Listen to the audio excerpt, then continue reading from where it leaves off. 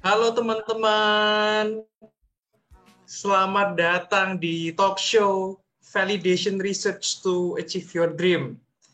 Nah, halo semuanya. Sebelum kita mulai, mungkin saya mau sapa dulu ya. Nah, di sini ada yang angkatan 2019, teman-teman. Ada yang angkatan 2019, bisa ditunjukkan batang hidungnya, bisa on cam. Nah, ini kakak-kakaknya mau nyapa nih. Bisa on cam nggak? Atau mungkin bisa kasih stiker halo. Nah, halo semuanya. Ada di sini yang mungkin dari angkatan atas mungkin 2018 atau mungkin sudah ada yang sudah lulus, bisa bisa chat, bisa sapa pakai stiker. Ada nggak ini kakak-kakak ini? Wah, ada ternyata ya, ada. Wah, banyak ternyata, lumayan. Oke, semuanya welcome di acara talk show Validation Research to Achieve Your Dream, gitu ya. Acara ini merupakan acara yang diadakan oleh peer group psikometri. Nah, dan tentunya di sini kita akan bahas topik-topik yang sangat menarik, gitu ya. Makanya teman-teman datang ke sini semua. Apa aja sih topik-topiknya? Kita akan bahas 3. Nah, ini lengkap ya. Dari pengalaman sampai kepada mungkin penjelasan ada teorinya sedikit, itu semua sudah tercover. Jadi pertama kita akan bahas the story of our first step. Nah, udah kedengeran kayak mau menikah aja ya, kayak cerita pernikahan aja, the story of our first step ya. Enggak ya. Jadi di sini kita akan bahas sesi 1 itu pengalaman. Nah, pengalaman Kak Aya dan Kak Kevin setelah 1 tahun menjalani peer group psikometri. Jadi kita akan kupas tuntas di pengalamannya dulu. Jadi teman-teman tidak perlu khawatir yang ngerasa wah ini cuma penjelasan teori nih. Kita ada penjelasan pengalaman juga, gitu ya. Yang sesi 2 kita akan ada penjelasan mengenai significance of validation, pentingnya validasi. Nah, di sini kita akan ditemani sama Bulina. Dan juga yang terakhir akan dibahas mengenai benefit of research. Apa sih pentingnya publikasi jurnal itu, gitu ya. Dan di sini juga kita ada narasumbernya, ada Pak Darmawan. Nah, semuanya udah kenal pasti yang angkatan 2019 di sini. Gitu ya. Jadi teman-teman konsentrasi, fokus, dengerin, mungkin HP-nya bisa ditaruh gitu ya, supaya saya yakin pasti ini menarik banget pembicaraannya, talkshow-nya menarik banget, dan bisa berguna buat teman-teman semua. Sebelum kita masuk ke sesi, teman-teman, saya akan menjelaskan dulu gitu ya mengenai teknis nanti pertanyaan. Jadi waktu talk show-nya dimulai gitu ya, sesinya dimulai, teman-teman bisa kalau ada pertanyaan bisa langsung chat di chat Zoom gitu ya. Nanti ada tim admin kita yang akan mencatat pertanyaannya. Nah, tapi ada tapinya. Kita akan memprioritaskan teman-teman yang mau bertanya langsung. Nah, nanti setelah sesinya selesai, kalau ada teman-teman yang mau bertanya langsung, mau on cam langsung tanya ke narasumbernya, itu yang kita prioritaskan, gitu ya teman-teman. Lalu nanti sesudah ada, baru kita akan bahas pertanyaan yang ada di chat. Jadi teman-teman, tidak boleh malu, di sini dilarang malu ya, jangan malu-malu. Mumpung sudah ada narasumbernya di sini, ditanya aja habis-habisan, nggak apa-apa. Nanti molor waktunya nggak apa-apa, sampai jam 11 malam, 12 malam, siap ya? Siap nggak ini narasumber? Narasumber? Siap? Oke, teman-teman, tanpa banyak berbasa-basi, ada pertanyaan dulu mungkin mengenai pertanyaan? Ada pertanyaan dulu? Gitu ya, nanti bisa di chat langsung atau bisa langsung raise hand nanti ya, setelah sesi selesai bisa raise hand. Kalau raise hand itu artinya kalian mau on cam untuk langsung bertanya, gitu ya. Kita akan mengutamakan yang raise hand. Oke? Tanpa berbasa-basi, mari kita masuk ke dalam sesi yang pertama. Kita sambut Kak Aya dan Kak Kevin. Tepuk tangannya dong, stiker. Jangan offline ya. Biasanya tepuk tangan kedengeran ya. Sekarang cuma stiker dong ya. Apa kabar Kak Aya dan Kak Kevin? Halo Kak Devin, halo Kevin. Baik nih Halo. Halo semuanya. semua. Nah, disapa teman-temannya dulu dong yang udah join, mau ikutin eh, acara ini dong. Wah, iya halo selamat datang teman-teman. Terima kasih banget udah bersedia untuk berpartisipasi dalam acara kita ini. Kita apresiasi banget antusiasme teman-teman untuk daftar, untuk join di acara ini. Nanti pasti teman-teman juga banyak Mantap. uh, berkat yang didapat ya dari cerita-cerita kami. Harapannya Wih, begitu. ya ya. Harapannya begitu ya. Saya yakin lah pasti lah teman-teman ini pasti banyak. Apalagi mereka yang udah ini kan malam malam Jumat yang besok libur ya. Tapi mereka masih mau.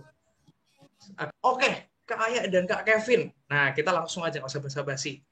Peer group psikometri. Jelasin dong, maksudnya mungkin anak-anak masih bingung. Hah, peer group psikometri gitu ya. Jelasin dong secara singkat apa. Oke, peer group psikometrika terapan. Apa sih itu? Jadi, peer group psikometrika terapan itu merupakan sebuah wadah bagi kita yang tertarik untuk mendalami psikometri tentunya. Hanya saja, di sini kita akan mendapatkan banyak sekali hal baru, pengetahuan, pengalaman, insight-insight baru terkait penelitian validasi alat ukur. Kita juga akan belajar banyak dalam hal penulisan jurnal publikasi yang baik dan berkualitas. Nah, hal-hal ini tentunya pasti yang belum pernah teman-teman dapatkan di mata kuliah PSP maupun PTP. Misalkan di PSP nih, teman-teman waktu menerjemahkan butir dulu, itu pasti hanya dilakukan sekali kan. Jadi butir original langsung terjemahkan langsung jadi butir Indonesia gitu, direct translate gitu. Nah, di sini kita akan mendalami tuh gimana caranya proses adaptasi alat ukur yang lebih kompleks sehingga hasil yang kita dapatkan itu pasti lebih bagus, lebih akurat gitu. Atau yang biasanya kita kenal dengan back-to-back translation gitu. Selain itu, di PSP mungkin teman-teman kalau masih ingat exploratory factor analysis, nah itu di sini kita akan belajar tentang confirmatory factor analysis gitu. Lalu untuk pengujian reliabilitas itu mungkin waktu itu kita hanya uji alfa Cronbach ya. Tapi di sini kita pasti akan belajar juga tentang reliabilitas komposit atau reliabilitas konstruk gitu dari data-data yang ada. Nah, bonus sekaligus tanggung jawab teman-teman untuk bagi teman-teman yang tertarik untuk join dengan peer group ini, kita di sini akan menyelesaikan satu penelitian validasi alat ukur yang akan dipublikasikan. Gitu deh. I see. Jadi banyak hal yang dipelajari itu yang apa ya istilahnya mungkin lebih banyak hal yang dipelajari di luar kelas gitu ya. Iya, Jadi lebih banyak hal yang bisa didapatkan di peer group psikometri ini dibandingkan cuman kita belajar di kelas gitu ya, kayak ya. iya betul banget Kak Devin. Jadi untuk teman-teman yang haus Oke, tentang oke, materi menarik ya, psikologi, menarik. pasti menarik banget nih. Wah, oke, oke. Nah, mungkin bisa ceritakan ya, mungkin Kak Aya atau Kak Kevin mungkin prosesnya. Nah, ini mungkin teman-teman pengen tahu nih detailnya. Oke, tadi kayak Kak Aya udah jelasin, kita itu pasti A, B, C, D, E, F, G, H, H, I, J, K, dan sebagainya. Nah, pengalamannya gimana sih prosesnya waktu dulu awal-awal sampai sekarang jernihnya gimana sih? Nah, ini boleh sharing dong, Kak Aya, Kak Kevin. Ya, kalau prosesnya sendiri itu kan dari awal itu kita sudah memilih alat ukur gitu yang ingin divalidasi. Nah, dari situ kita baru bersama dosen pembimbing mencari tahu landasan teorinya apa sih, kenapa bisa muncul alat ukur ini gitu. Nah, setelah itu kita mencari tahu kaitan teori ini dengan teori yang lainnya apa. Gitu. Setelah sudah siap semua informasinya, baru kita mulai nulis. Gitu. Nah, kalau proses penulisan sendiri, mungkin setiap dosen akan berbeda gitu, tergantung gayanya masing-masing. Tapi kalau yang dosen yang membimbing saya itu dimulai dari menulis jurnalnya dulu gitu. Jadi sebelum menulis skripsinya kita nulis jurnalnya. Oke. Iya gitu. Dan penulisan jurnal ini juga dituntun per paragraf gitu. Jadi nggak perlu takut teman-teman kalau masih belajar buat nulis itu pasti dibimbingnya itu step by step gitu. Jangan ragu untuk menulis gitu. Iya. Oke, kalau kayak, nah ini kan pasti ceritanya pengalamannya beda nih. Kayak Kevin sama kayak kayak gimana nih? Oke, iya sih. Sebenarnya kurang lebih serupa karena kita memang nulis jurnal dulu. Tapi untuk proses awalnya, mungkin tiap dosen pembimbing itu akan memiliki versinya sendiri-sendiri, memiliki caranya sendiri-sendiri ya. Tapi untuk apa yang kita lakukan sekarang, itu kita mengerjakan modelnya dalam bentuk lembar kerja, gitu. Lembar kerja mingguan. Mungkin teman-teman ingat waktu PSP dulu, tapi tenang aja, nggak akan dituntut deadline 1 minggu gitu, nggak kok. Tenang aja. Jadi kita bisa berproses semampu kita ya mengerjakan sebaik mungkin. Lalu di pertemuan bimbingan berikutnya kita bisa diskusi dengan dosen pembimbing kita, gitu. I see. Jadi saya tahu sih kalau tentang yang lembar pengerjaan itu dulu saya kayaknya juga pernah deh. Kayak saya juga pernah waktu asdos ya. Nah, tadi Kak Kevin sempat ngomong pertama-tama memilih alat ukur. Gitu ya, benar ya Kak Kevin ya? Memilih alat ukur. Nah, itu mungkin asing ya buat teman-teman yang ada di sini. Gimana caranya? Emang ada nggak tips atau mungkin kayak apa yang harus dilakukan Kak Aya sama Kak Kevin waktu itu ketika mau milih alat ukur ini? Nah, kalau memilih alat ukur, cara saya itu karena saya kesulitan untuk berkomitmen pada sesuatu yang kurang personal buat saya, makanya saya harus mencari alat ukur yang personal buat saya. Jadi saya mulai dari merefleksikan salah satu momen kehidupan saya dan variabel apa aja yang ada di situ. Jadi salah satu momen kehidupan saya ya, misalnya waktu saya galau-galaunya gitu kan, habis diputus orang gitu. Nah itu sedih banget gitu. Nah perasaan sedih itu saya ingat terus sampai saat ini. Dan oleh karena itu saya pilih alat ukurnya tentang emosi gitu. Jadi kalau menurut saya sih carilah apa yang berarti buat kalian. Atau mungkin bisa mencari di Google gitu. Memang apa aja sih research zaman sekarang itu ke arah mana gitu. Nah itu bisa kalian dapat inspirasi dari situ. Oke, kalau Kak Aya? Iya, benar banget sih. Jadi memang harus didasari dengan apa yang kita sukain ya. Karena kebetulan di sini aku lebih tertarik dalam PIO. Jadi variabel yang aku pilih pun memang berkaitan dengan PIO gitu. Jadi ketika kita memilih variabel yang memang kita tertarik dan melakukannya dengan metode yang kita sukai juga, wah jodoh tuh berarti. Ya, gitu Jodoh aja. ya. Oke, jadi bebas ya, memilihnya tuh bisa bebas ya teman-teman ya. Iya. Bukan ditentukan sama dosen gitu ya? Oh, enggak dong. Kan di sini berproses kita. Enggak ya? Hmm, Oh, oke. Jadi kalau yang saya tangkap dari jawabannya Kak Kevin sama Kak Aya ini lebih ke alat ukur yang relate dengan kehidupan gitu ya, yang personal dengan kehidupan gitu ya. Oh, I see. Oke. Emang kenapa nggak boleh alat ukur yang lain? Kenapa kok harus yang relate sih? Kalau menurut saya sih bukan, ya saya perlu nambahin mungkin ya, bukan, mungkin nggak selalu relate dengan kehidupan kita, tetapi juga mungkin jika kita melihat sekeliling kita gitu, wah kok ada orang yang dibully tapi nggak ada yang nolongin gitu, mungkin kita mulai terpikir inisiatif gitu, mungkin bisa dilatihkan ya perilaku prososial, perilaku membantu. Nah tetapi kan cara pelatihannya tentunya membutuhkan alat ukur. Nah, peran kita di situ. Jadi bisa melihat ke lingkungan gitu, apa yang dibutuhkan lingkungan, apa yang dibutuhkan kita, begitu sih. Jadi benar-benar bebas ya teman-teman di sini bisa memilih alat ukur apapun ya di peer group psikometrika ini ya. Oke, oke, oke. Nah, tadi sempat dibilang sama Kak Aya itu prosesnya ya lumayan panjang ya. Sama Kak Kevin juga cari teori, lalu sempat ada lembar pengerjaan itu juga, lalu harus konsultasi sama dosen. Itu kan gimana ya? Merepotkan. Maksudnya menambahkan beban. Bener nggak? Ya kan? Menambahkan beban pasti dari beban kuliah yang biasanya gitu ya. Nah, mungkin saya mau tanya nih, kalau gitu apa sih alasannya Kak Aya dan Kak Kevin ini mau ikut peer group psikometri? Kenapa sih kok dulu itu ingin menambahkan beban ke dalam beban kuliah yang sudah banyak gitu ya? Kenapa kok mau nambahin lagi nih gini? Alasannya apa nih? Pasti ada alasan yang ada alasan yang tersembunyi nih di baliknya sampai mau menambahkan beban. Oke.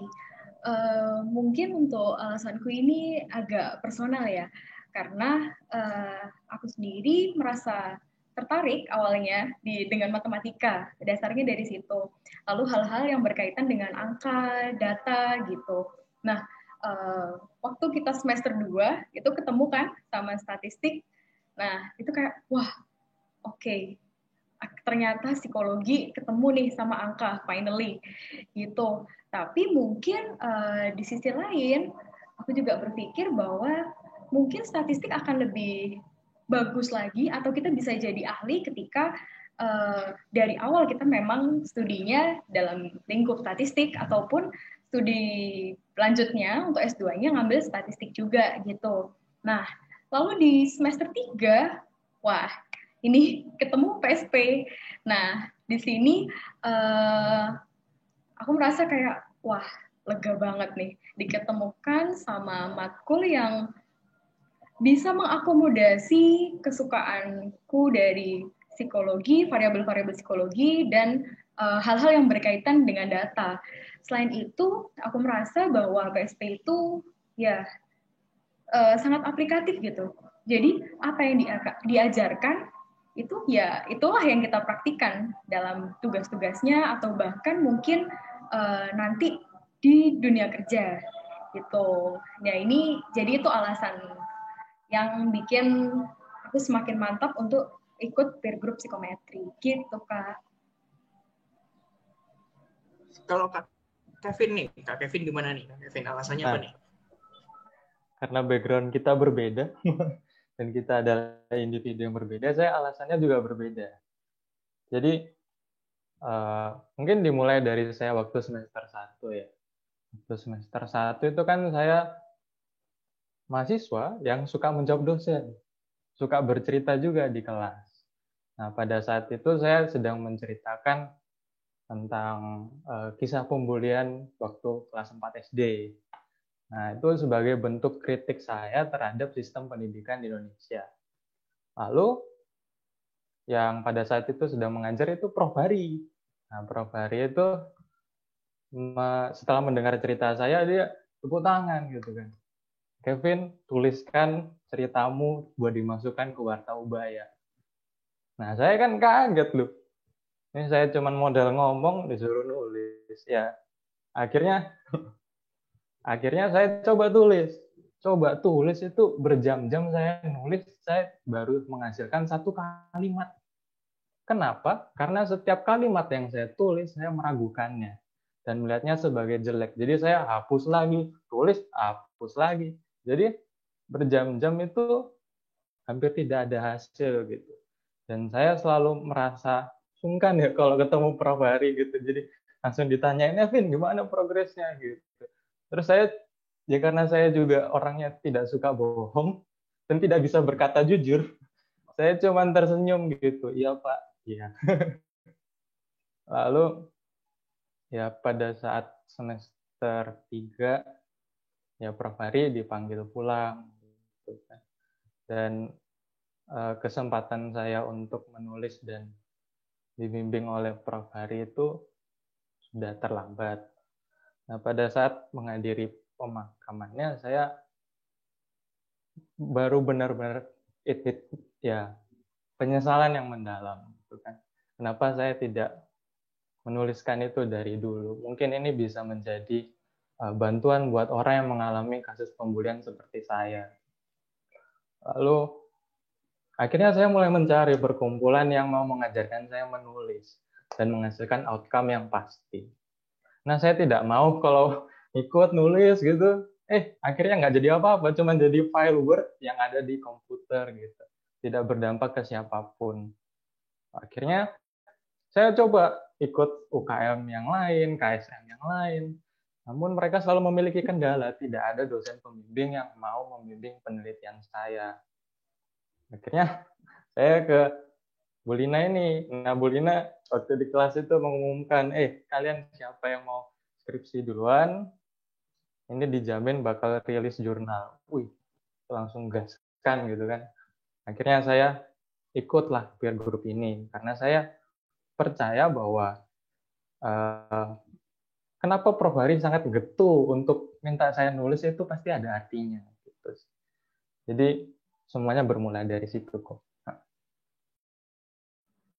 Oke, jadi punya alasan yang masing-masing ya, pribadi ya. Tadi Kak Aya punya alasan karena suka statistik gitu ya, suka matematika, suka angka. Lalu Kak Kevin juga punya alasan yang cukup pribadi juga.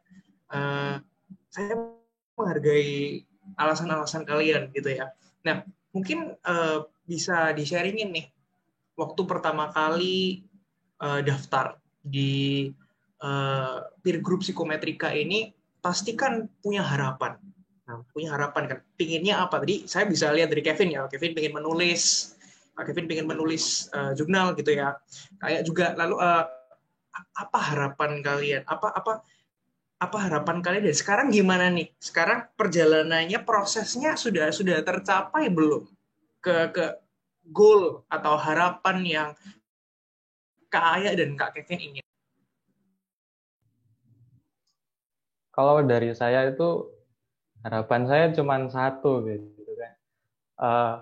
Saya bisa ikut membantu penelitian tentang regulasi emosi ini.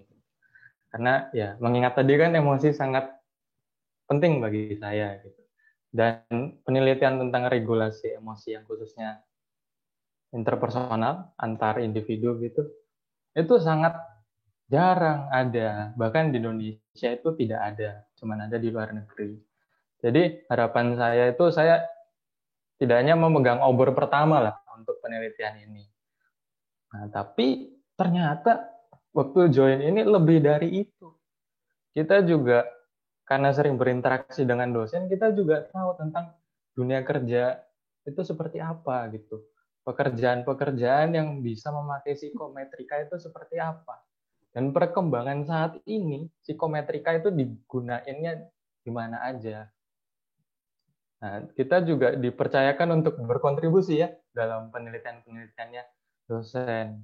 Dan itu saya sangat appreciate sekali gitu, karena ada sense of community gitu antara kita dengan dosen. Itu sih kok. Jadi ada komunikasi juga sama dosen ya, diskusi juga sama dosen ya. Wah, itu manfaat yang luar biasa ya. Nggak semua dari kita bisa punya relasi sama dosen, gitu ya. Ya. Mungkin kalau Kak Aya bisa sharing, Kak. Oke.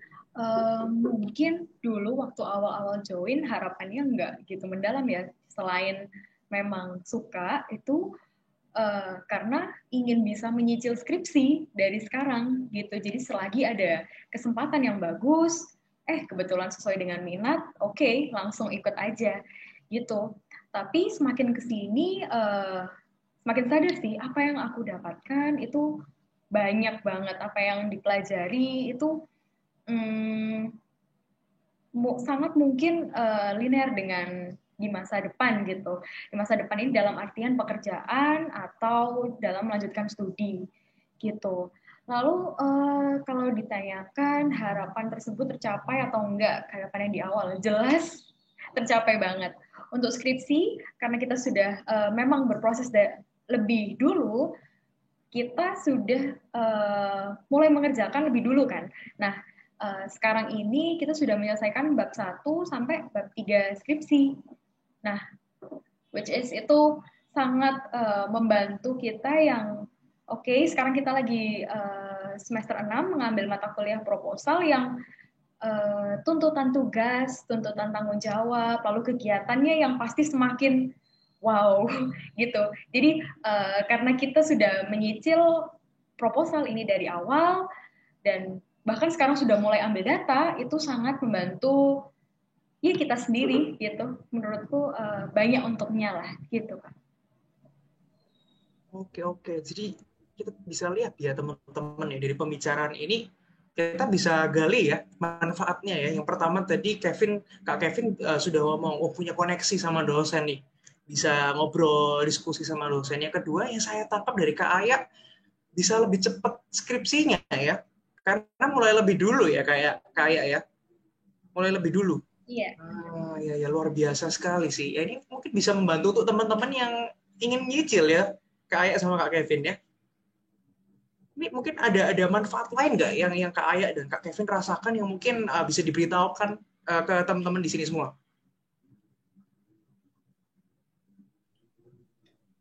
Kalau manfaat sih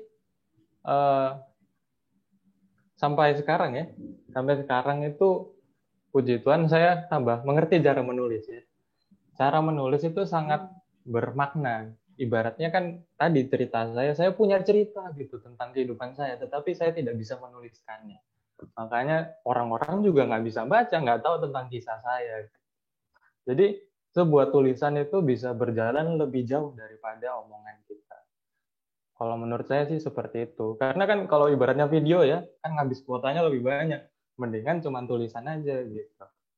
Lalu selain itu, manfaat yang lainnya kita juga, yang tadi dibilang Aya, kita mengerti analisis data yang beneran itu bagaimana. Ini nggak pernah diajarin sama sekali loh di sini, di kuliah ini. Gitu. Jadi kita bisa yakin dan mantap kalau misalkan kita menggunakan alat ukur gitu. Kita bisa mempertanggungjawabkannya, ini loh valid. Saya sudah buktikan begitu. Oke. Jadi banyak sekali ya teman-teman ya manfaatnya kita itu bisa ikut peer group psikometri ini ya. Walaupun mungkin perjuangannya susah ya, pasti ya ada effort lebih yang dikeluarkan. Tapi ternyata manfaatnya yang didapatkan itu juga mungkin saya bisa bilang eksklusif, benar ya? Eksklusif.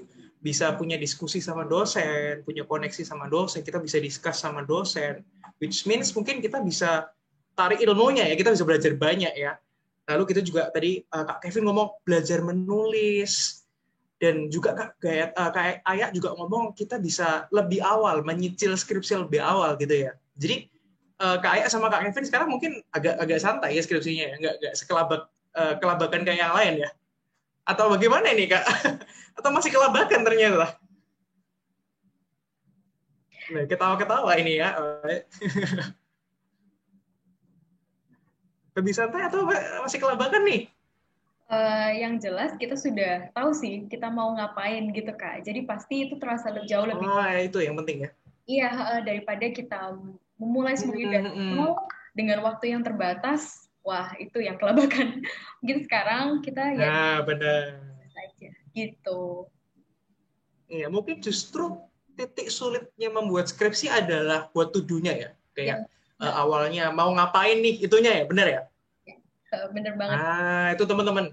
Itu bagian yang penting tuh. Jadi di sini kalian itu udah setahun lebih dulu merencanakan kalian mau ngapain. Dibandingkan dengan anak-anak lain yang nggak ikut peer group, mungkin yang waktu semester 6 ya? Benar ya? Semester 6 ya?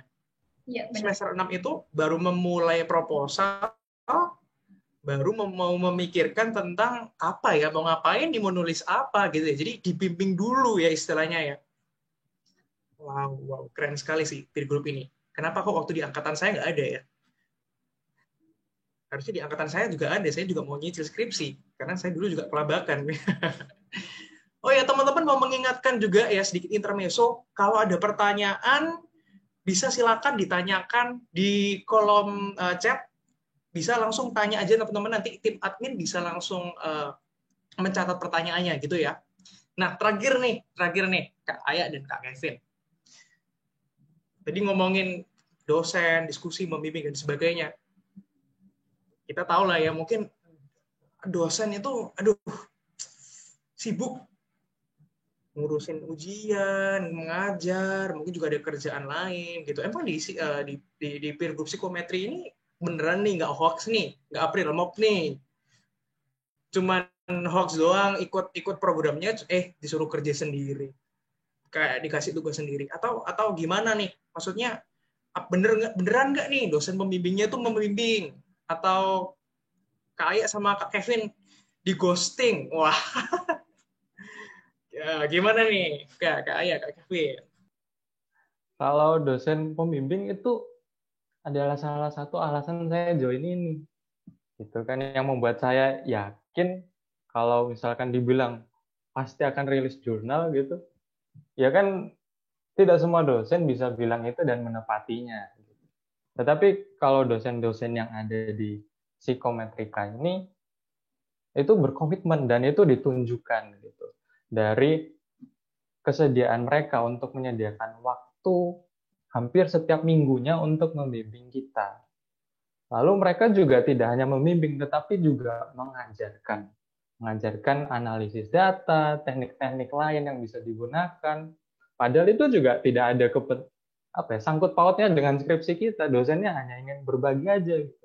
Supaya nanti kamu waktu lulus itu punya bekal dan punya value yang berbeda lah daripada orang lulusan lainnya.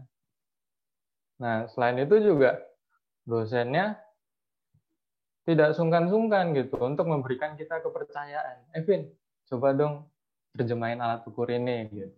Atau Evin, coba dong analisis. Lalu juga coba pikirkan. Nah, cara ini juga bentuk kepercayaan. Ya, saya bersyukur ya dipercayakan untuk merancangkan acara ini gitu.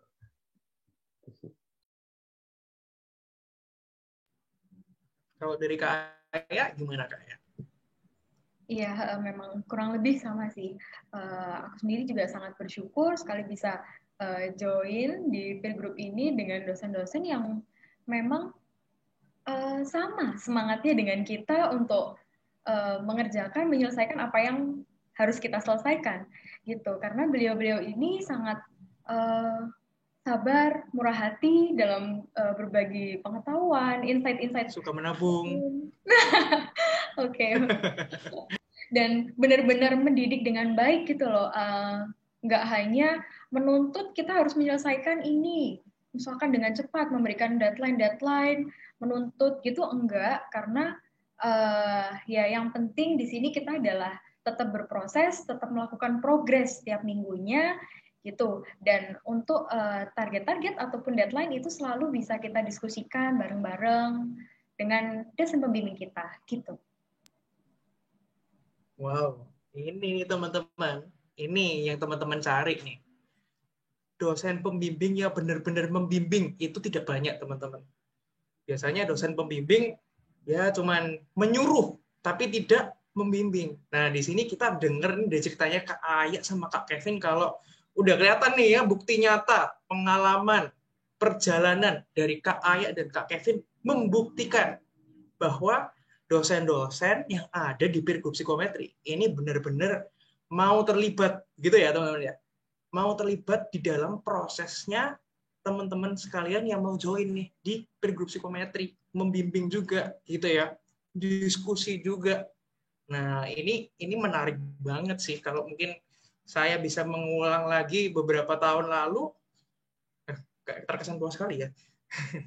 baru satu tahun. Itu mungkin saya mau ikut, tapi kalau sudah lulus nggak mau ikut ya, nggak mau ikut. Sudah lulus soalnya. Oke, ini ya teman-teman ya, ini bisa dijadikan patokan ya. Nanti kalau misalnya memang ada yang tidak sesuai, bisa diprotes ke dosen-dosen dan juga kakak Kevin dan kakak Aya ini ya. Tapi saya yakin pasti sesuai kok. Oke, thank you Kak Aya dan Kak Kevin. Nah, teman-teman saya mau buka nih sesi pertanyaan. Silakan teman-teman yang mau tanya secara langsung bisa raise hand, atau yang mau tanya di chat bisa silakan ditulis di chat. Nah, saya kasih kesempatan 5 menit, mungkin 2 atau 3 pertanyaan ya teman-teman ya. Ayo, mumpung nih narasumbernya ada di sini, tanya-tanya sama kakaknya, biar nggak usah PC-PC lah, PC-PC nanti nggak usah dibalas ya Kak Kevin sama Kak Aya ya. Kalau ada PC-PC tanya, Kak, halo Kak Aya, mau tanya, gitu nggak usah dibalas. Di sini nih kesempatannya ya. Teman-teman, ayo silakan, ada yang mau pertanyaan, bisa angkat tangan, bisa chat di Zoom.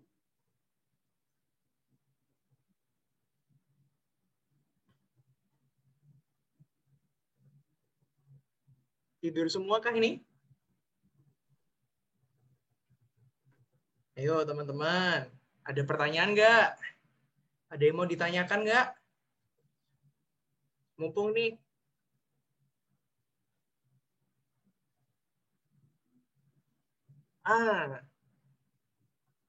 Ada yang raise hand. Tapi kok yang raise hand dosennya sendiri? Wah, ini. Silakan Ibu. Ibu Lina Natalia. Iya. Ada pertanyaan, Bu? Tanya dong. Bukan tanya. Tanyanya ke moderator ya. Tanyanya ke moderator.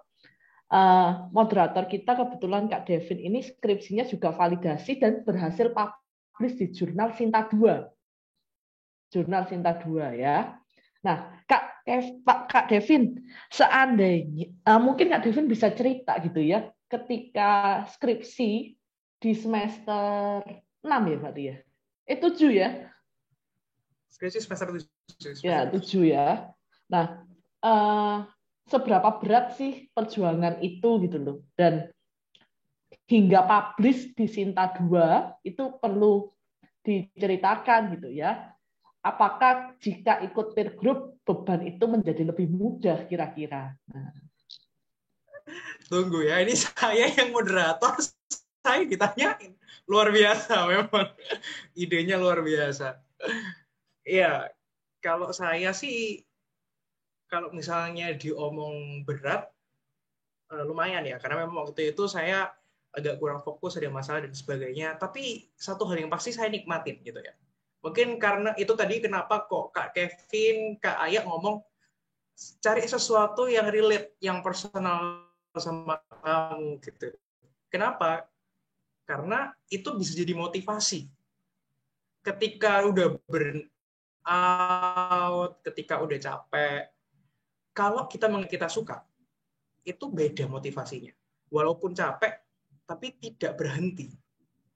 Jadi saya mengerjakan alat validasi itu kasih karunia grace, begitu ya. Itu memang topik yang saya sukai, topik yang saya relate dengan kehidupan saya. Jadi ketika saya burn out, ketika saya ada masalah, tetap saya ketika mengerjakannya saya tuh belajar sesuatu.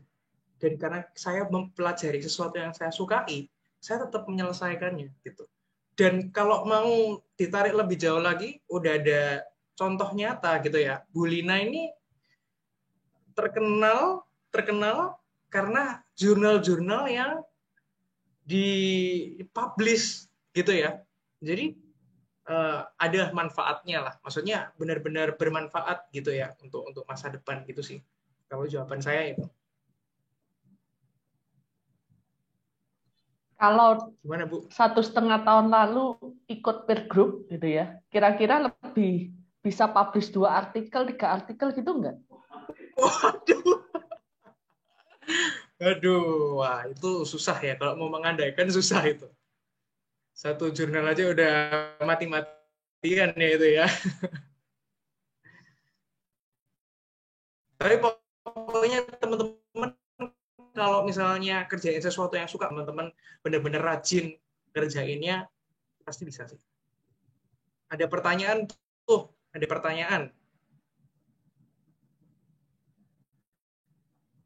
Kak, saya lemah dalam hal angka-angka. Ada tips nggak ya? Nah, ini tadi kayaknya Kak Aya kan ngomong nih, kalau suka sama apa tuh namanya matematika gitu ya.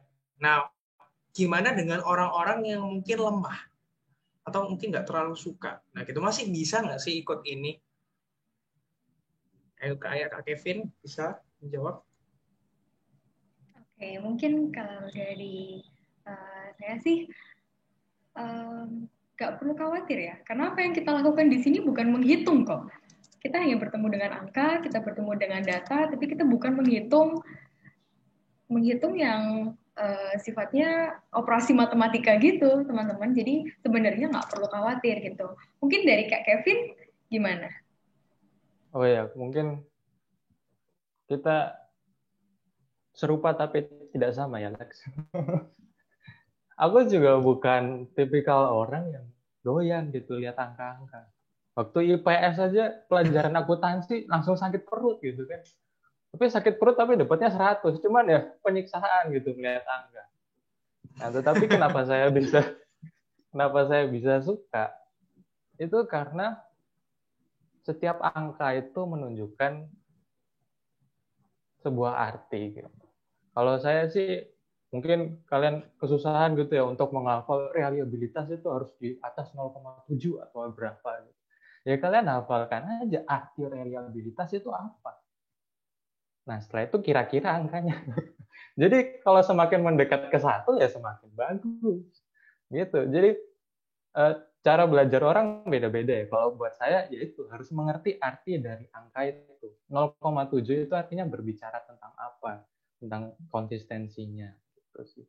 Jadi belajarlah arti kalau menurut saya sih seperti itu. Oke, nice point ya. Berarti pertanyaannya tadi lemah nih, angka nih lemah. Bisa nggak ikut gitu ya? Cocok nggak gitu? Cocok-cocok aja ya ternyata. Karena yang dipelajari di sini itu bukan kata Kak Aya yang tadi perhitungan matematika, aljabar yang benar-benar rumit. Tapi mungkin kalau saya bisa ngomong, semua itu dilakukan SPSS. Benar nggak? Tinggal kita belajar analisa data SPSS-nya, nanti SPSS yang ngitung, tinggal kita, kayak tadi Kak Kevin ngomong, mengetahui arti angkanya. Gitu ya. Jadi cuman tahu arti angkanya doang, dan menuliskannya, itu ya. Gitu. Jadi teman-teman yang tadi ada yang tanya, aduh saya lemah angka nih, it's okay no problem, gitu ya. It's okay no problem. Ada pertanyaan lagi teman-teman? Sudah? Oke, thank you Kak Aya dan Kak Kevin, benar-benar pengalaman sharing-sharing yang bermanfaat banget. Kita tadi udah belajar banyak. Oh ini ada pertanyaan lagi nih. Ada pertanyaan satu lagi ya. Apakah semua hal bisa divalidasi? Ah ini satu lagi Kak Kevin, Kak Aya, semua hal bisa divalidasi. Bisa nggak? Nah, ini mungkin dosennya nih kalau mau membantu menjawab, Bu Lina, Pak Dar, silakan Pak. Silakan Bu. Bisa nggak semua divalidasi? Atau nanti mungkin kita simpen ke sesi yang kedua saja ya? Ya, itu cocok banget buat sesi selanjutnya. Kita simpen ke sesi yang... Iya, kayaknya cocok banget buat sesi kedua nih, bahas tentang the significance of validation. Ya, oke. Teman-teman, no tipu-tipu ya ini, no tipu-tipu. Jadi ini no tipu-tipu, beneran Kak, pengalaman Kak Aya dan Kak Kevin manfaatnya benar-benar kerasa nyata dan berbeda, jauh lebih berbeda daripada kita cuman ikut proposal skripsi biasa, begitu ya. Oke. Thank you Kak Aya dan Kak Kevin. Nah, oke, sekarang mungkin timbul pertanyaan. Udah tahu nih pengalaman. Oke, manfaatnya ini, lalu pengalamannya, prosesnya seperti ini, kesulitannya, emang kenapa harus validasi, gitu ya? Mungkin ada pertanyaan teman kita yang satu ini, emang semua hal bisa divalidasi? Nah, kita akan jawab, tenang ya, teman-teman, bakal dijawab di sesi yang berikutnya, yang akan dijelaskan oleh Ibu kita Kartini, Ibu kita tercinta maksudnya, yang kalau kalian lihat dari kotak-kotak Zoom itu, ada yang paling terang deh, ada yang paling terang. Siapa? Bu Lina Natalia dengan kas baju hijaunya. Yuk kasih tepuk tangan, yuk stiker tepuk tangan. Wah, terang ya Bu ya? Terang ya? Silau mata saya. Terpantul cahaya yang sumringah dari itunya, wajahnya, dari bajunya juga yang terang. Gimana kabar Bu? Ya, kalian tuh janjian pakai baju warna hitam putih, saya nggak dikasih tahu gitu ya. Pak Dan Aduh. tinggal ganti baju tuh, lari ke lemari ambil baju baru. Nah, saya, Oke. Nah, mungkin langsung aja ya. Kita nggak usah basa-basi karena waktu yang terbatas. Why validation? Kenapa kok validasi? Emang pentingnya apa sih? Manfaatnya apa sih? Kenapa nggak yang lain aja, Bu? kenapa validasi? Kita harus tahu tuh ya, kenapa validasi, karena kalau dilihat gitu ya, kalau dilihat dari template format skripsi, uji validitas itu merupakan satu komponen dari skripsi. Nah, saya sering bergurau tuh dengan teman-teman mahasiswa gitu ya. Loh, kalau kamu skripsi, let's say katakan hubungan antara X dan Y gitu kan. Nah, ketika kamu skripsi hubungan X dan Y, kamu tuh harus melaporkan uji validitas dari alat ukur X dan uji validitas dari alat ukur Y. Lah, kenapa kalian melakukan banyak hal gitu kan? Kenapa kalian nggak cukup melakukan uji validitas X saja, uji validitas Y saja, gitu kan? Lalu, nah itu yang saya tadi tanya ke Kak Devin, bisa nggak penelitiannya Kak Devin itu bisa jadi 2-3 artikel? Nah, kan keren tuh. Dimulai dari semester 5 ya, semester 5 ngelakuin riset validasi, lalu nanti semester 6 ngelakuin riset validasi untuk variabel Y gitu kan. Lalu semester 7 korelasikan X dan Y, gitu kan? Jadilah kalian punya 3 paper ketika kalian nanti Tiga paper. lulus. Nah, gitu. Oke, jadi ternyata validasi ini benar-benar dasar ya, Bu ya. Karena sebelum kita tuh mau melakukan hal lain yang seperti korelasi atau pengaruh atau hal-hal yang lain, yang paling utama yang harus dilakukan itu validasi alat ukurnya dulu. Benar, benar begitu ya, Bu ya? Yup, harus ya. Jadi memang langkah dasar sebelum kita melakukan riset yang lebih besar, kita harus make sure memastikan alat ukur yang kita pakai itu valid. Itu harus. Oke. Nah, gimana kalau ternyata alat ukur yang digunakan nggak valid? Berarti apakah penelitiannya nggak valid juga, Bu? Nah, kalau alat ukurnya nggak valid itu gimana? Saya pernah punya cerita tentang filosofi kopi asin. Nah, nggak tahu teman-teman pernah dengar nggak tuh kopi asin? Saya juga minum kopi nih. Oh, nggak kelihatan gelasnya ya. Setiap hari saya minum kopi, tapi tanpa gula gitu ya. Nah, ada filosofi kopi asin. Apa itu? Ada di suatu ketika gitu ya, ada sebuah pesta. Nah, ada sebuah pesta, lalu di sana berkumpullah banyak orang. Lalu, let's say katakanlah Kak Devin ini datang sendirian, ya, dan dia luntang-lantung tidak punya teman, gitu ya, kan dia lonely gitu kan. Ada Kak Ayak yang juga datang sendirian dan kesepian.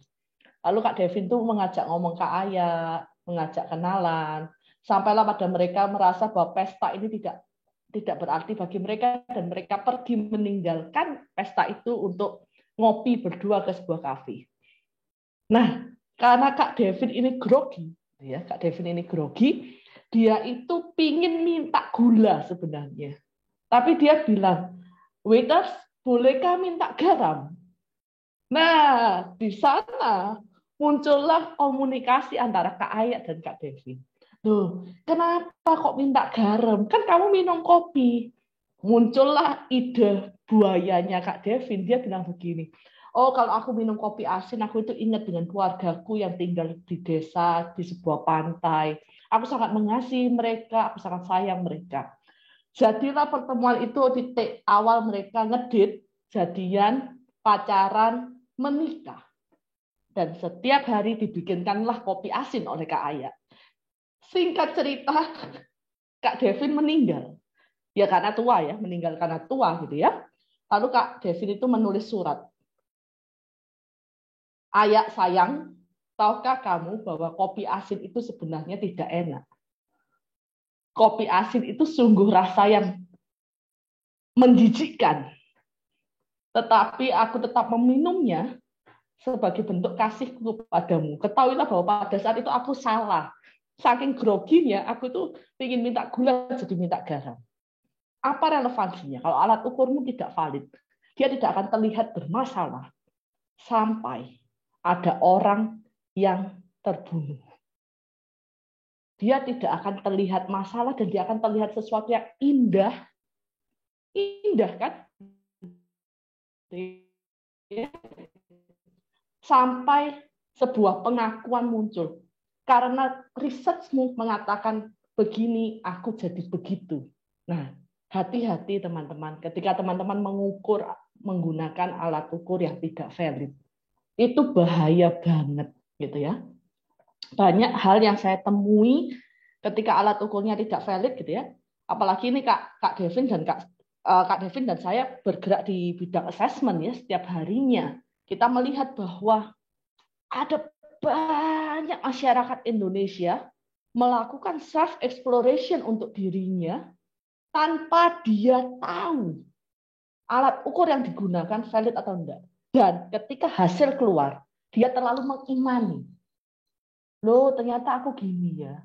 Loh, ternyata aku gitu ya. Bayangkan kalau alat ukurnya enggak valid.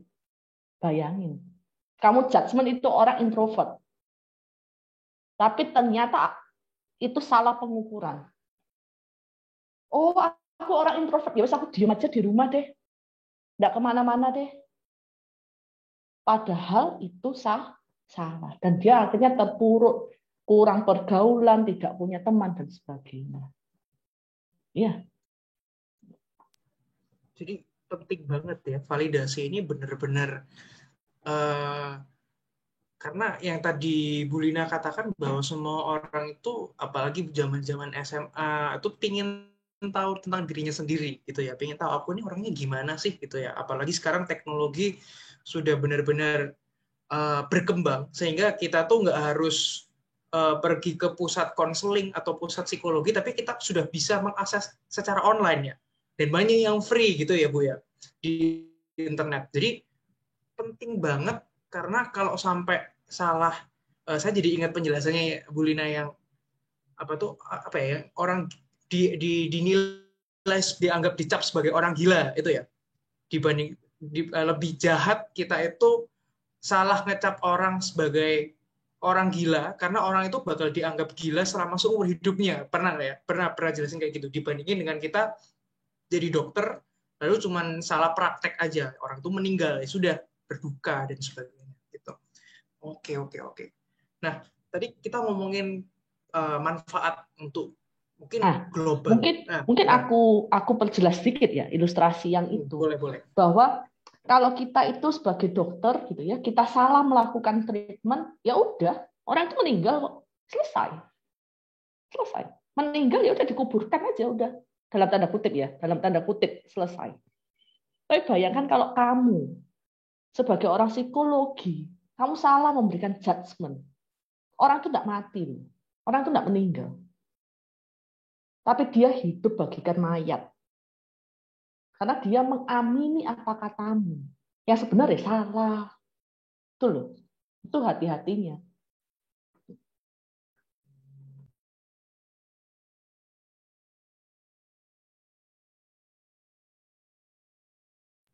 Benar-benar bahaya ya teman-teman. Dan menunjukkan pentingnya kita tuh melakukan validasi.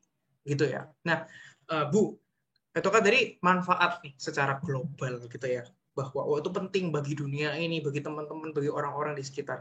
Nah, kalau manfaat secara personal nih sebagai mahasiswa nih, validasi, nah itu apa ya manfaatnya? Oke, manfaat secara personal itu sebenarnya mempermudah skripsimu, gitu ya. Seperti yang saya tadi sebut di awal, karena kalaupun kamu melakukan survei, kamu melakukan eksperimen, kamu melakukan apapun, kamu harus menyajikan uji validitas. Kamu melakukan dua hal sekaligus, gitu kan? Nah, kalau kamu hanya melakukan skripsi validasi, kamu hanya melakukan satu hal. Nah, itu ya. Nah, itu yang menurut saya itu keuntungan bagi mahasiswa yang mau melakukan skripsi validasi. Jadi jauh lebih singkat prosesnya ya, jauh lebih singkat, jauh lebih mudah dibandingkan dengan melakukan korelasi pengaruh dan hal yang lainnya, begitu ya Bu ya? Apakah lebih mudah? Mungkin tidak, gitu ya. Apakah lebih singkat? Mungkin tidak, tetapi yang pasti lebih sedikit. Ya. Betul. Dan ini lahan yang basah tuh, gitu ya. Nggak banyak orang yang mau ambil ini, gitu loh. Iya.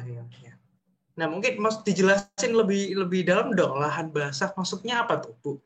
Lahan basah itu kan menarik ya. Lahan basah itu maksudnya apa? Kenapa saya bukan psikolog? Karena saya tahu psikolog itu banyak. Psikolog itu banyak. Dan saya yakin kalau saya tidak bisa menjadi yang terbaik, saya harus menjadi yang berbeda. Kalau saya tidak bisa menjadi yang terbaik, saya harus menjadi yang berbeda. Karena saya tahu saya tidak bisa menjadi psikolog yang terbaik, dan saya banting setir ke psikometri, menjadi orang yang berbeda. Nah, dan ternyata ketika saya menekuni ini 8 tahun, gitu ya, wah itu sesuatu yang di luar dugaan saya, gitu ya, di luar dugaan saya bahwa kalian bisa mendapatkan ya ini agak klise ya, agak klise, tapi ini kenyataan. Kalian bisa dapat duit lebih banyak ketika kalian bergerak di sini dan kalian fokus di sini dan kalian menekuni bidang ini. Itu kalau kalian tanya gajinya Kak Devin tuh ya. Waduh. Masa harus disebutkan di sini. Dibandingin dengan karyawan S1 yang baru lulus ikut perusahaan. Itu gajinya Kak Devin di atas rata-rata tuh.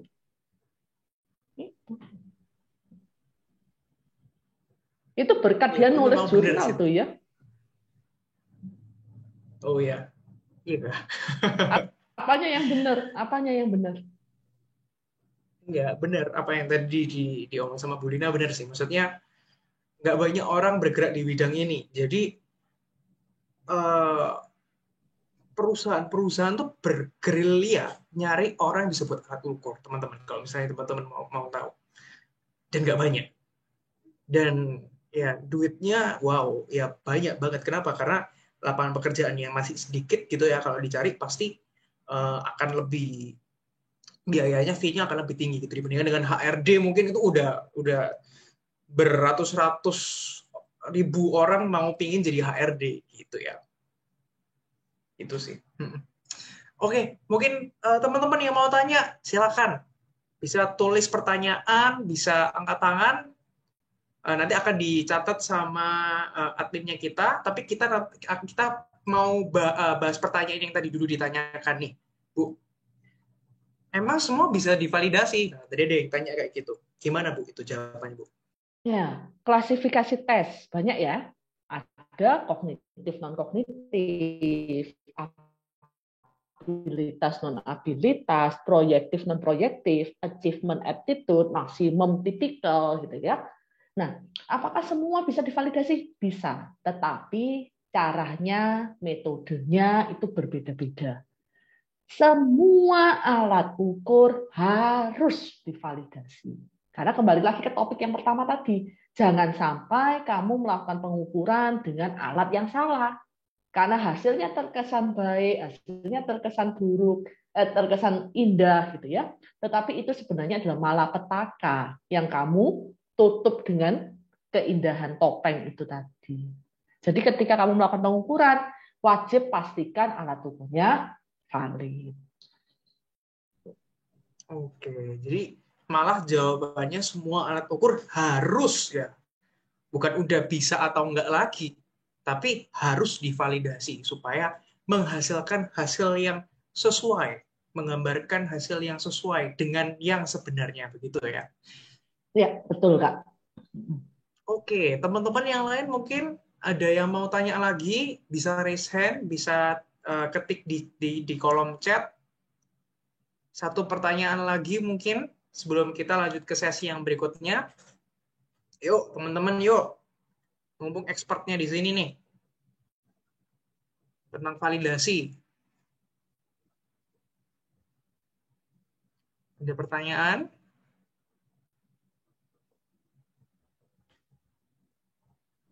Bosen dengan saya, Kak Devin. Next. Iya, kayaknya ya. Sudah sering dengar di kelas ini ya. Sampai Iya. sampai bosok ya istilahnya. Gimana teman-teman? Ada yang mau ditanyakan? Kalau nggak ada mungkin boleh sampai nih ada yang reset. Boleh silakan Shannon Vania. Bisa minta tolong on cam lalu di. Kayaknya kalau on cam susah Kak, ini lagi hujan soalnya jaringannya kurang bagus. Oke, nggak apa-apa. Nggak apa-apa. Iya Bu, saya mau nanya. Tadi kan Ibu tuh bilang kalau psikolog itu udah banyak. Kalau nggak bisa jadi yang terbaik, jadi yang berbeda. Tapi kayak saya dengarnya tuh kayak masih galau gitu loh Bu. Kayak ada keinginan jadi psikolog, tapi juga tertarik sama psikometrika. Apa nggak bisa ya dua-duanya gitu? Bisa dong. Bisa banget. Ketika kamu jadi psikolog yang fokus ke psikometrika, itu kamu jadi yang berbeda tentunya. Kamu bukan psikolog biasa, dan kamu bukan orang psikometri biasa, tetapi ketika kamu menemui hasil pengukuran, let's say katakan ya, let's say, di kasus yang sering saya temui begini. Saya melakukan assessment, saya meng-create assessment, kan? Lalu saya menemukan ada job seeker yang bermasalah. Saya nggak bisa apa-apa loh. Saya hanya bisa refer itu ke psikolog.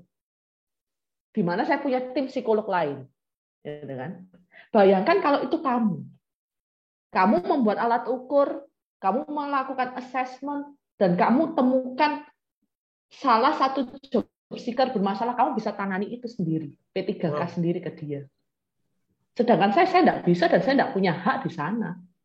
Itu akan menjadi nilai plus buat kamu psikolog yang ahli di pengukuran. Gitu. Keren. Semoga menjawab ya, Shannon. Iya Bu, makasih Bu. Thank you, Shannon. Ada lagi teman-teman yang mau bertanya? Oke, nggak ada ya? Oke, thank you Bu Lina atas penjelasannya. Walaupun singkat tapi berbobot, berat, dan berguna bagi kita semua. Thank you.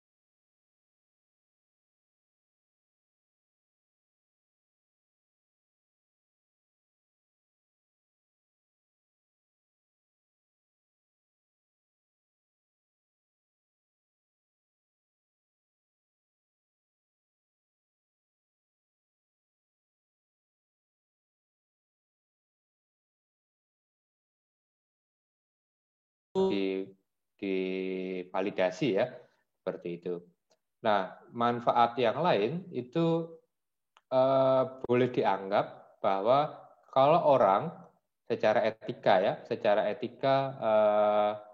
etika izin gitu ya, ketika kita melakukan publikasi terkait dengan suatu alat ukur di bahasa Indonesia, berarti kemungkinan besar peneliti-peneliti lain yang akan menggunakan alat ukur itu izinnya ke kita. Gitu kan? Berarti kita akan selalu diakui atau disitasi gitu ya oleh orang-orang yang menggunakan alat ukur itu. Nah, artinya paling gampang seperti itulah. Nah, berarti tergantung kita bagaimana mempromosikan bahwa alat ukur kita atau penelitian tentang validasi yang kita lakukan itu benar-benar valid dan siap digunakan. Sehingga orang lain itu mau menggunakan karya kita. Mungkin sederhananya seperti itu, ya. Oke. Nah, tadi Pak Dar sempat sebutin kalau kita misalnya mempublikasikan karya artikelnya kita gitu ya, ada kemungkinan kita bisa disitat atau digunakan gitu ya sama orang lain gitu ya Pak ya. Nah, mungkin saya mau tanya lebih jauh lagi. Emang buat apa sih kita itu bisa disitat sama orang lain, itu manfaatnya apa Pak sama kita Pak? Atau cuman ya udah disitat doang? Atau ternyata ada manfaatnya juga? Kalau ya manfaatnya sebenarnya ya secara material nggak ada gitu ya. Tapi mungkin ada kepuasan tersendiri gitu ya. Mungkin bagaimana bahwa karya kita itu dihargai gitu ya oleh orang lain. Itu sih yang paling penting. Ya tadi saya analogikan dengan yang pertama tadi. Bayangkan apakah teman-teman hanya ingin bahwa penelitiannya itu hanya ada di dalam perpus gitu ya. Tidak ada yang membaca atau bahkan tidak ada yang mengakui gitu ya. Istilah mengakui itu adalah mungkin disitat gitu ya. Nah, itu mungkin manfaatnya. Jadi kembali lagi ke azas kebermanfaatan kalau menurut saya. Jadi kalau saya pribadi mungkin sama seperti Kevin tadi ya, bahwa apa yang kita lakukan tuh harus relate dengan aspek personal kita gitu ya. Jadi boleh dianggap kalau saya pribadi mungkin tiap orang berbeda gitu ya. Mengapa kok saya melakukan publikasi? Ya mungkin itu adalah jalan saya untuk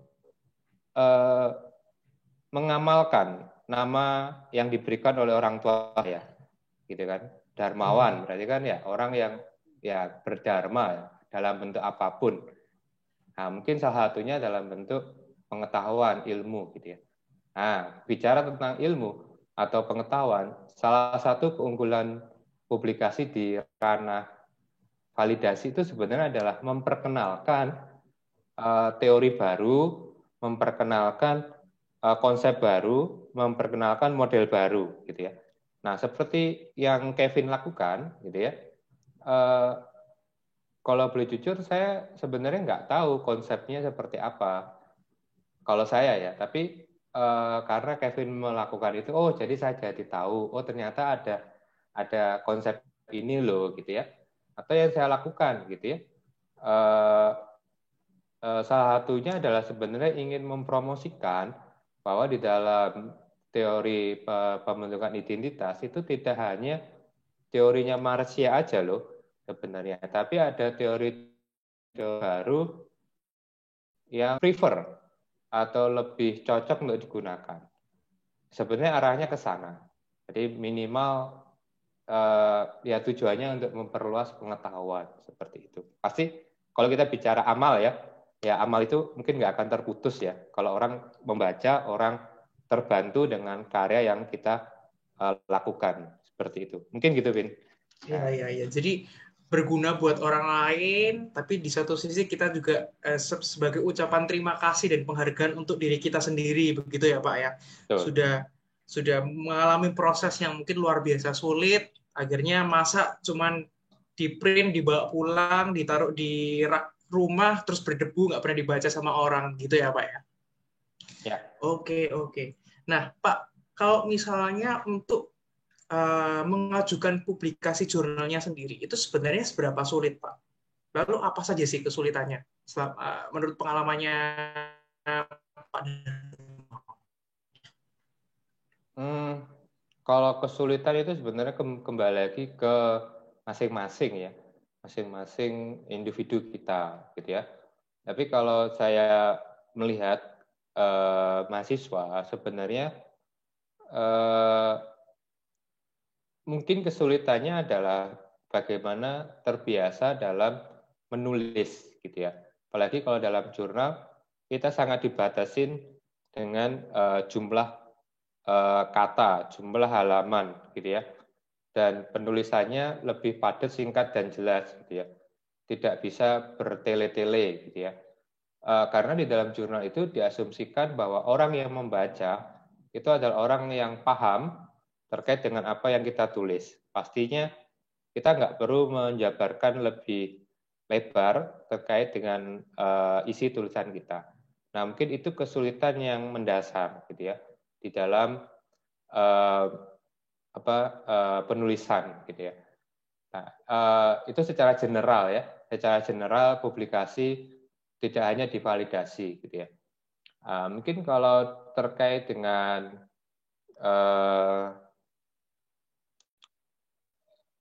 kalau validasi, mungkin kesulitannya apa, gitu ya? Sebenarnya tidak ada juga, gitu ya. Tekniknya, saya rasa beberapa teknik validasi juga sudah diajarkan ya di mata kuliah, gitu ya. Misalkan EFA itu sebenarnya sudah mampu untuk bersaing di jurnal, gitu ya. Atau korelasi dengan variabel lain itu juga sudah mampu, gitu ya. Tapi memang ada juga teknik-teknik yang lain, gitu ya, atau pendekatan yang lain yang mungkin perlu dipelajari lebih lanjut supaya jurnalnya itu lebih berdaya saing, gitu ya. Tapi kalau saya merasa mungkin sama ya tadi penjelasan Bu Lina bahwa orang-orang psikometri itu adalah langka, termasuk jurnalnya. Jurnal-jurnal psikometri itu langka. Jadi kalau saya melihat punya punya gambarnya kalau di jurnal itu seperti punya sisi tersendiri, gitu ya. Penelitian atau publikasi di psikometri itu punya nilai plus sendiri dibandingkan jurnal-jurnal lain. Itu sih. Nah, maksudnya peluang untuk bisa terbit itu lebih terbuka, gitu ya. Mungkin itu. Kecuali kalau jurnalnya mungkin merasa tidak fokus di alat ukur, mungkin seperti itu. Mungkin begitu, David. Oke. Pak, mungkin bisa nggak Pak? Ini mungkin anak-anak kan asing ya sama publikasi jurnal. Mungkin bisa nggak Pak ceritakan prosesnya sedikit aja Pak? Proses mempublikasi jurnal sampai akhirnya terpublikasi. Nah itu gimana Pak? Ya, prosesnya sebenarnya panjang ya. Tidak sesuatu yang instan. Kalau kayak publikasi dokumentasi kan instan ya. Upload di YouTube, upload di IG, gitu ya, itu langsung jadi selesai. Tapi kalau di jurnal sebenarnya kan pasti ya gampangnya ada praproduksi, gitu ya, dan ada pasca produksi, gitu ya. Anggap aja praproduksi itu berarti kan bagaimana kita melakukan penelitian itu dan bagaimana kita menuliskan atau melaporkannya dalam bentuk naskah publikasi, gitu ya. Nah, kalau dari pengalaman Ayat sama Kevin, proses pra-publikasi itu mungkin sudah berjalan setahun, gitu ya. Setahun, berapa bulan ya? Ya setahun ya, kurang lebih ya. 1,5 tahun ke depan, berarti masih ada 6 bulan ke depan. Itu pra-produksi. Nah, kalau kita bicara pasca produksi, ini mungkin tidak bisa kita duga, gitu ya. Karena di dalam proses istilahnya submit jurnal, itu kita berarti harus memilih jurnal mana atau publisher mana, penerbit mana yang mau menerbitkan jurnal kita. Nah, anggap saja ada jurnal Anima, gitu ya. Kita masukkan naskah kita ke sana, nanti kita tunggu. Nah, kita tunggu apakah mereka tertarik nggak dengan naskah kita. Nah, proses menunggunya ini mungkin tidak sama antar jurnal, gitu ya. Mungkin ada yang sebulan, 2 bulan, ada yang mungkin setahun gitu ya, ada yang mungkin 6 bulan. Nah, ini tidak sama. Ini masih tahap awal ya, apakah mereka tertarik atau tidak. Nah, kalau sudah mereka tertarik, mau menerbitkan, kemungkinannya adalah proses revisi. Kalau ada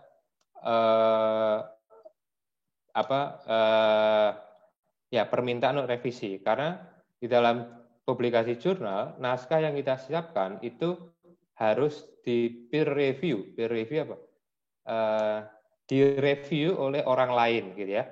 Diberi masukan oleh orang lain, kira-kira apa yang mungkin kurang tepat atau apa yang mungkin bisa diperbaiki, seperti itu. Dan itu prosesnya pasti bisa berkali-kali, gitu ya, tergantung tingkat keparahan atau tingkat kesalahan yang kita lakukan. Ya, kalau sudah selesai terbit gitu. Nah, jadi pasca produksi ini yang tidak bisa kita duga menurut saya. Jadi pengalaman saya itu bisa sampai paling lama itu kalau saya mungkin 2 tahun ya. Hanya nunggu terbit aja 2 tahun. Padahal proses revisiannya nggak ada. Maksudnya ya ada tapi mungkin sedikit gitu ya. Yang lama itu menunggunya. Ya, memang harus sabar ya menunggu. Ya. Kalau saya pribadi, saya mungkin kedapetannya yang cepat sih. Waktu pasca produksinya cuma mungkin bulanan lah, mungkin 4-5 bulan sudah bisa terbit begitu sih. Jadi memang setiap publikasi jurnal berbeda gitu ya Pak ya. Betul, betul. Seperti Aya ini, dia juga sudah punya publikasi di Sinta 2 terkait dengan validasi, sama Dinda juga. Nah, ini kalau nggak salah hanya beberapa bulan gitu, 2 atau 3 bulan. Betul ya, Aya ya? Nah, itu. Dan sudah tergantung. Sudah terbit ya? Sudah terbit. Wah, congratulations Kak ya. Keren. Ya, Aya dan Dinda itu hanya, ya kalau itu dilakukan sendiri, gitu ya, kalau boleh sharing ya, dan dilakukan sendiri, dan mereka melakukannya berdasarkan pengetahuan mereka dari mata kuliah PSP, seperti itu. Gitu. Nah, tapi yang saya tahu ya, Aya pernah cerita waktu publikasinya 2 atau 3 bulan. Itu sangat tergantung dari pengelola jurnalnya, gitu ya. Sangat tergantung dari situ. I see. Oke. Pertanyaan terakhir Pak, yang menurut saya penting sih. Nah, tadi kan Pak Dar kan berbicara mengenai ada kita waktu submit jurnal gitu ada submit artikel, ada jurnal yang mungkin tertarik gitu ya, ada yang nggak tertarik. Jadi kan kita harus masuk ke dalam proses memilih, benar ya Pak ya, memilih jurnalnya gitu. Nah, itu ada tips nggak Pak untuk memilih tempat publish jurnal yang sesuai sama topiknya kita? Ya, pasti yang pertama kita lihat itu adalah setiap jurnal itu seperti toko lah ya. Dia pasti menjual barang-barang tertentu gitu kan. Nah, jadi setiap jurnal juga sama. Dia punya spesialis tertentu gitu. Nah, ini harus kita cermati. Di Indonesia itu setahu saya ada satu jurnal yang memang fokus ke psikometri. Jadi apapun yang dibahas terkait dengan psikometri boleh diterbitkan di situ. Itu Sinta 2 yang Aya terbit di sana. Itu berarti apapun itu memang khusus untuk psikometri gitu ya. Tapi di jurnal-jurnal lain itu masih umum biasanya, masih general. Jadi masih general, tapi mereka punya penekanan-penekanan tersendiri. Nah, sekarang saya melihatnya sudah mulai ada penekanan-penekanan tersendiri, gitu ya. Artinya setiap jurnal itu punya skop dan fokusnya yang berbeda-beda.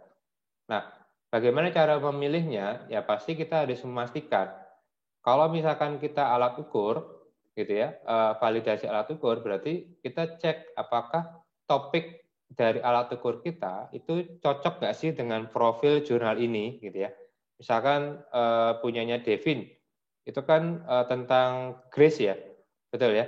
Iya betul. Nah, ternyata tuh cocok tuh dengan profil jurnal di apa tadi saya lupa bacanya.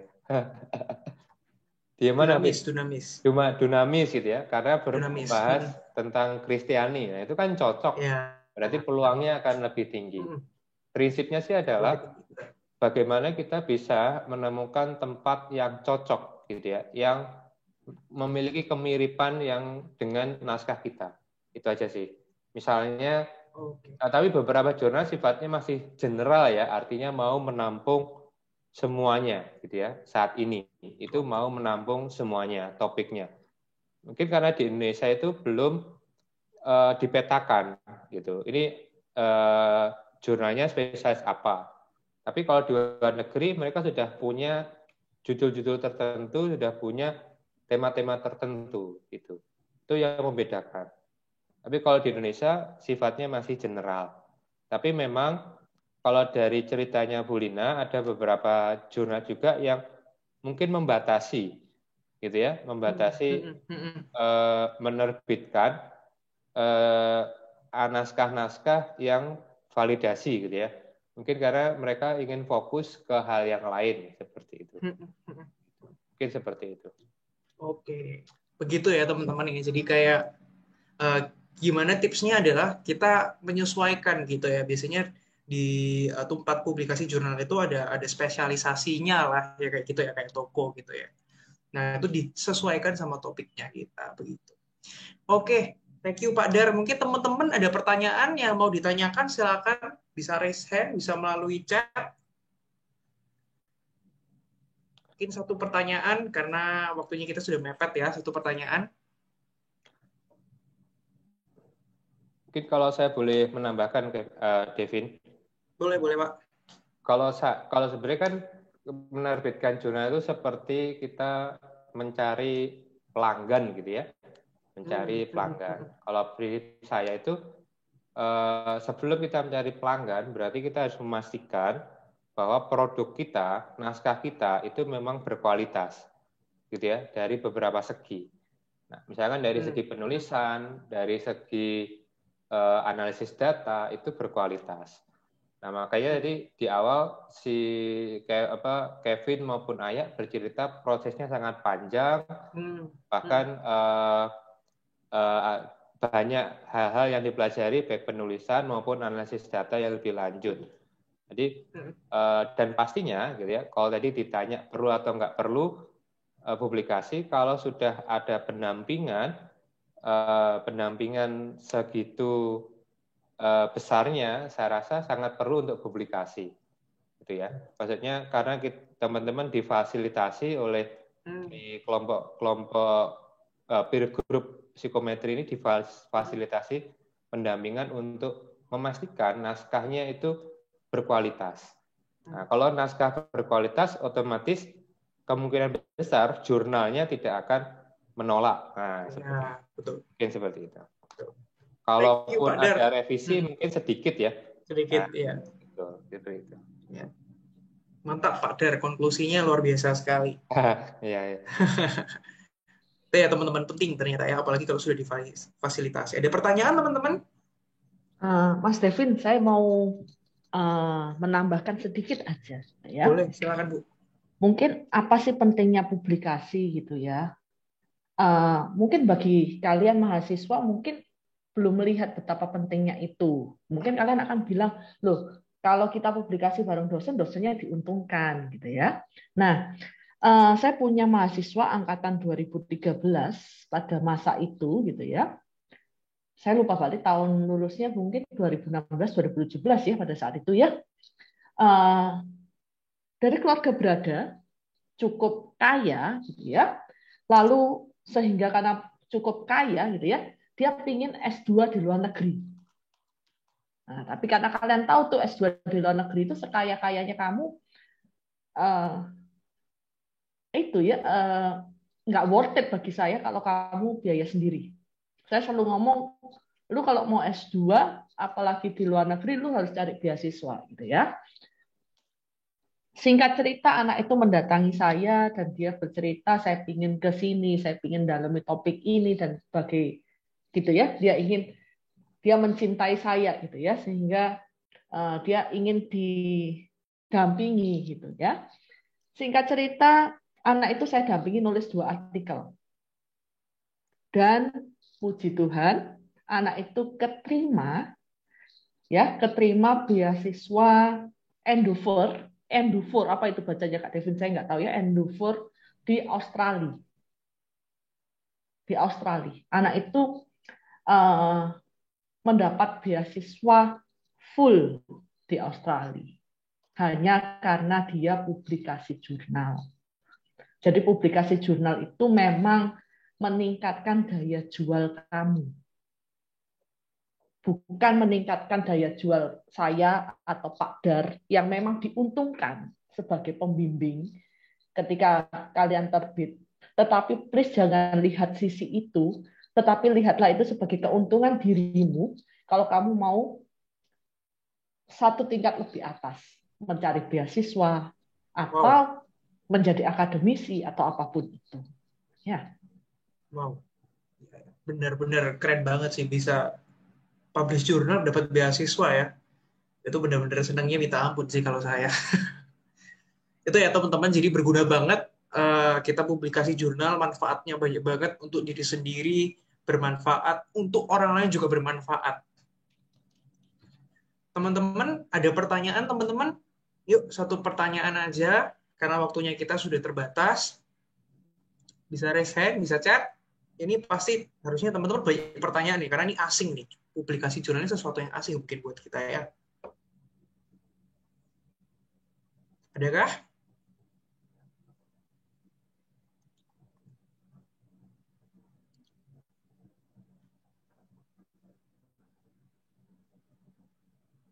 Adakah teman-teman?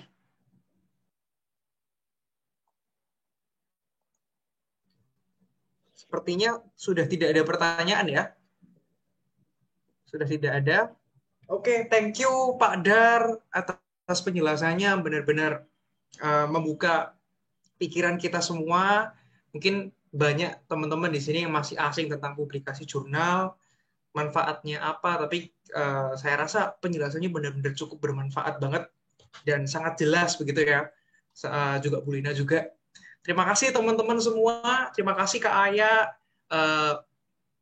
Terima kasih Kak Kevin, Bu Lina, Pak Darmawan atas penjelasannya. Saya harap teman-teman di sini semua yang sudah mendengarkan bisa termotivasi begitu ya untuk mengembangkan diri sendiri, bisa termotivasi untuk segera daftar peer group psikometri karena benar-benar keuntungannya banyak banget, dan juga bisa termotivasi untuk mengembangkan penelitian validasi di Indonesia. Begitu ya. Oke teman-teman, next session kita akan ada penjelasan informasi-informasi seputar pendaftaran peer group begitu ya. Tapi sebelumnya kita mau ada sesi foto terlebih dahulu. Oke, mungkin bisa minta tolong teman-teman di open cam. Di open cam teman-teman, ayo kita mau foto nih. Open cam dong, open cam dong. Yuk, open cam yuk.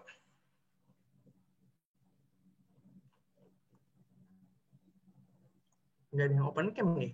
Nah, ayo teman-teman, kita mau foto supaya ada dokumentarinya ya, supaya bisa dipost di IG, bisa di tag kalian nanti. Yuk, ditunggu sampai semuanya open cam ya, kalau nggak bakal diakhiri nih acaranya nih, sampai jam 12 malam biar dah. Saya izin pamit Kak Devin, kalau sampai jam 12 malam. Nanti saya nungguin di sini ya, sendirian sama mereka ya. Oke, ya nggak apa-apa, Syafa. Ayo, yang lain teman-teman. Natalia, Noviana, Sekar, Alivia, Dovano, bisa on cam semua. Oke, nah minta tolong Kak Vivi atau Kak Ayu ya, bisa teman-teman bisa post. Udah siap Kak Vivi, Kak Ayu? Mau di screenshot? Tunggu sebentar. Oke. Dipikirin dulu, kayak bebas.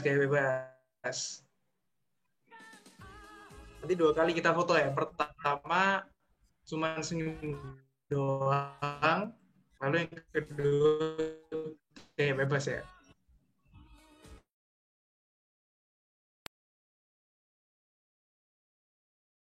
Oke, aku screenshot. Ayo, Satu, hitung ya. 1, 2, 3. Kayak ganti gaya mungkin mau. Ganti gaya, ya bebas, gaya bebas. 1, 2, 3. Oke, sudah. Oke, thank you teman-teman semua atas partisipasinya. Salut dan benar-benar apresiasi buat teman-teman yang mau meluangkan waktu hari ini, gitu ya. Untuk teman-teman angkatan 2019 yang tertarik dengan peer group, bisa silakan tinggal di ruangan ini ya. Akhir kata saya mengucapkan terima kasih dan mohon maaf ya teman-teman apabila ada kata-kata saya yang mungkin menyinggung atau mungkin menyakiti teman-teman dan narasumber semuanya. Terima kasih teman-teman. Oke, Kak Ayak mungkin bisa silakan Kak mau menjelaskan untuk informasi mengenai peer group. Oke, jadi bagi teman-teman yang tertarik untuk mendaftar di peer group psikometrika terapan bisa akses di link yang sudah di-share screen ini ya. Jangan lupa untuk huruf S, P, sama G-nya itu besar, jadi perhatikan uppercase-nya biar bisa terbuka link tersebut. Nah, terus nanti kalau teman-teman sudah berhasil buka linknya, silakan dibaca instruksi pengisiannya, format-formatnya apa aja yang perlu disesuaikan, pastikan semuanya benar ya. Jadi di bagian email, jangan lupa itu diisi dengan email Bu Aya. Terus untuk nomor WhatsApp, pastikan nomornya sudah benar, jadi biar bisa dihubungin lagi. Lalu juga teman-teman perlu menyiapkan IPK, lalu nilai akhir PSP, dan juga transkrip terakhir. Itu aja, oke. Untuk deadline, silakan Kak Kevin. Untuk deadline-nya, link ini akan ditutup pada tanggal 5 April, Senin ya. Jadi selama hari itu masih bisa disebut Senin, itu berarti masih bisa. Tapi kalau udah jadi Selasa, berarti sudah tidak bisa. Nah, buat kalian, nanti akan diinfokan apakah akan diterima pada peer group ini atau tidak. Nah, infonya akan diberikan melalui email. Jadi, kalian rajin-rajin cek emailnya, dan pengumuman apakah akan diterima dan tidak adalah pada tanggal 15 April. Jadi, waktu 15 April, kalian langsung cek email, bangun pagi langsung cek email. Sudah dapat email dari pengukuran atau belum.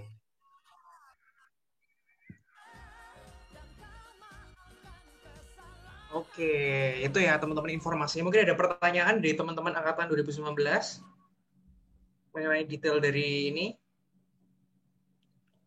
dari pendaftaran peer group. Mungkin ingin menambahkan, Devin. Oh ya, silakan Pak. Ya, mungkin akan bertanya-tanya gitu ya dari teman-teman, mengapa kok peer group-nya ini ada seleksinya gitu ya. Mungkin kalau di peer group yang lain tinggal masuk bebas gitu ya, sampai nggak jelas keberadaannya pun bebas. Tapi mengapa kok ada seleksi gitu ya? Sebenarnya karena bentuk dari keseriusan kami gitu ya, dan proses pendampingan yang kami ingin optimal, jadi maka perlu kita sesuaikan dengan beban mengajar, beban kegiatan lain yang ada gitu ya dari pengampu peer group psikometri terapan ini gitu ya. Jadi makanya kita ada kuota yang terbatas gitu ya. Mungkin tidak bisa menerima semuanya, tapi kami ya hanya masih mampu memfasilitasi beberapa mahasiswa gitu ya, karena memang outputnya mengarah ke skripsi, mengarah ke publikasi gitu ya. Mungkin kegiatannya juga masih terbatas ke sana gitu, belum dikembangkan ke kegiatan-kegiatan yang lain. Mungkin itu penjelasannya supaya teman-teman tidak salah sangka gitu ya. Kenapa kok harus ada seleksi gitu ya? Kok beda dengan peer group yang lain gitu ya? Mungkin jawabannya itu gitu ya. Karena keterbatasan pengampu juga, dan mungkin keterbatasan ya beban yang harus dibagi dengan kegiatan-kegiatan yang lain, gitu ya. Terutama mungkin saya dan Bu Lina juga pasti sibuknya minta ampun, gitu ya.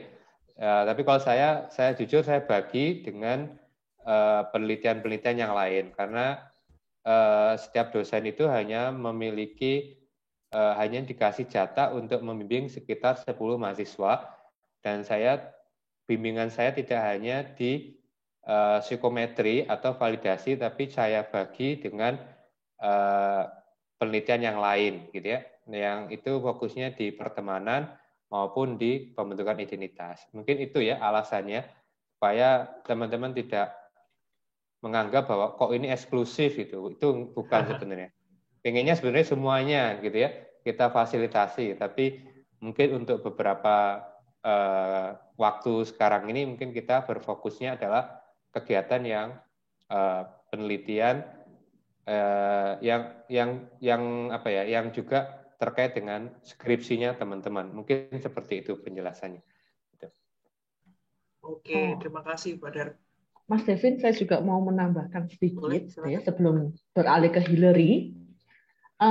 Nanti di form itu teman-teman akan ditanya siapa harapannya untuk membimbing. Ada saya, ada Pak Darmawan, dan ada Pak Ide Bagus. Nah, nanti di dalam proses screening mungkin tidak akan selalu sesuai harapan, gitu ya. Misalnya memilih saya tiba-tiba nanti kenanya Pak Dar, atau memilih Pak Dar kenanya Pak Ide, dan seterusnya, begitu ya. Nah, ada concern-concern yang mungkin teman-teman perlu tahu, fokus payung penelitian. Pak Dar tadi sudah mengungkap, beliau lebih ke arah identity ya Pak ya, pertemanan. Nah, hal-hal seperti itu memang itu terbuka ya, terbuka pada semua variabel yang mau kalian teliti, tetapi kami di dalam membimbing akan melihat juga concern fokus penelitian kami.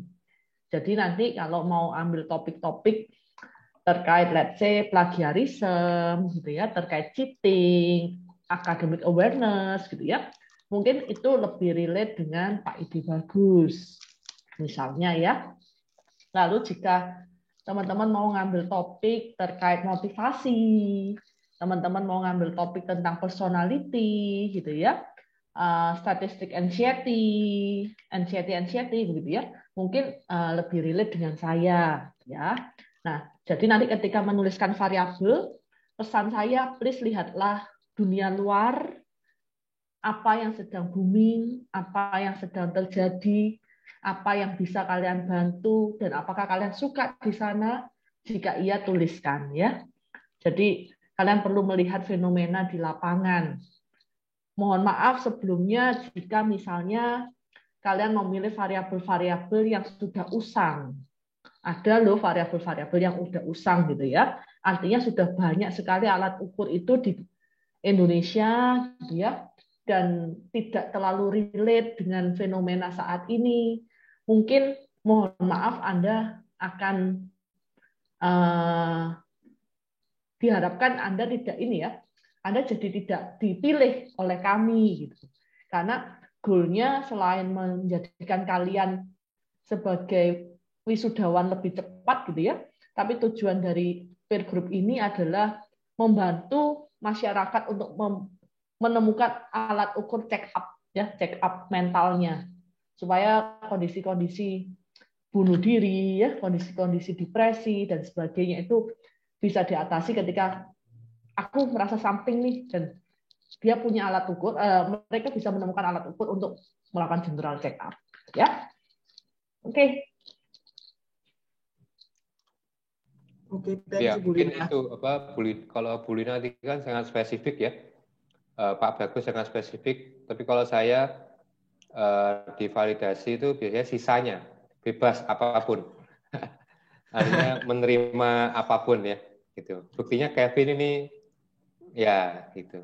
Ayak juga ya. Iya. tidak jalur di riset saya, tapi saya tertarik juga untuk belajar hal baru. Gitu. Ya, ya. Memang bebas ya topiknya ya seperti yang saya katakan tadi. Cuma kalian lihat fenomenanya ya Pak ya. Ya, betul. Kegentingan alat ukur itu saat ini. Karena itu akan menjadi salah satu pertanyaan ketika kalian skripsi. Apa pentingnya sih punya alat ukur ini? Nah, enggak punya kenapa? Nah, itu pasti ditanya ketika ujian skripsi. Ketika kalian nanti nulis jurnal, mau publish jurnal, reviewer akan tanya, apa signifikansinya punya alat ukur ini? Nah, hal-hal seperti itu harus kalian tanyakan dalam diri kalian sebelum kalian nanti memilih variabel. Ya. Oke, mungkin Hilary bisa tanya, silakan Hilary, on cam sama voice-nya. Iya. Saya mau tanya, kalau misalkan sebelumnya itu saya udah ada di peer group yang lain, apakah saya boleh mendaftar di peer group ini?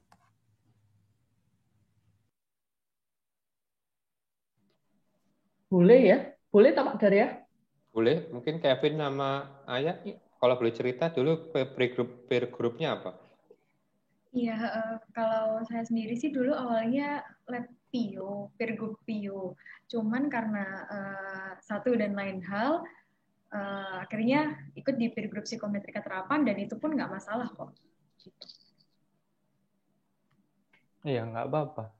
Saya juga dulunya psikologi umum kalau nggak salah. Iya, peer group-nya umum. Akhirnya saya bisa ikut ini kok, nggak apa-apa. Oke, terjawab ya. Tidak ada kartu keanggotaan kan, Hilary? Kan nggak ada, oh kamu peer group Lepsos gitu, kamu peer group kan nggak ada kartu itu, kan tetap mahasiswa psikologi Ubaya, jadi masalah. Pak, nanti kita bikin kartu yuk Pak. Ya, tanda tangan kontrak aja sekalian nanti ya. Oke, thank you Hilary, udah terjawab ya. Oke, next-nya Shannon, silakan Shannon.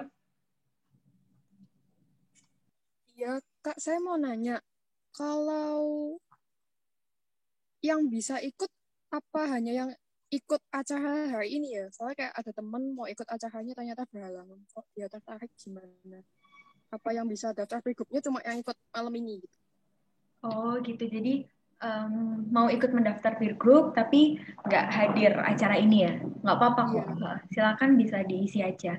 Tapi pasti akan ada pertimbangan khusus dari kami. Gitu. Oke Kak, terima kasih. Iya, sama-sama. Oke, ada pertanyaan lain, teman-teman? Tentang peer group? Kalau, ini Hilary mau tanya lagi nih. Silakan Hilary. Iya, jadi tadi kan dibilang setiap dosen punya ranahnya masing-masing. Nah, misalkan nanti, misalkan saya ikut, terus misalkan saya diterima, itu misalkan saya memilih, misal Bu Lina, tapi variabelnya lebih cocok untuk Pak Dar, maka akan dilimpahkan ke Pak Dar, begitu kah? Iya, nanti mungkin lebih disarankan ke Pak Dar ya. Tapi misalnya harapannya sih bersedia sih siapapun dosennya yang bimbing harusnya. Ya, terima kasih Bu. Alumni nggak boleh ikut ya? Kak suruh bimbing loh ya. Waduh, kok aku malah suruh bimbing? Aduh, ada pertanyaan lain teman-teman? Saya boleh ikut promosi sedikit ya? Boleh, silakan Pak.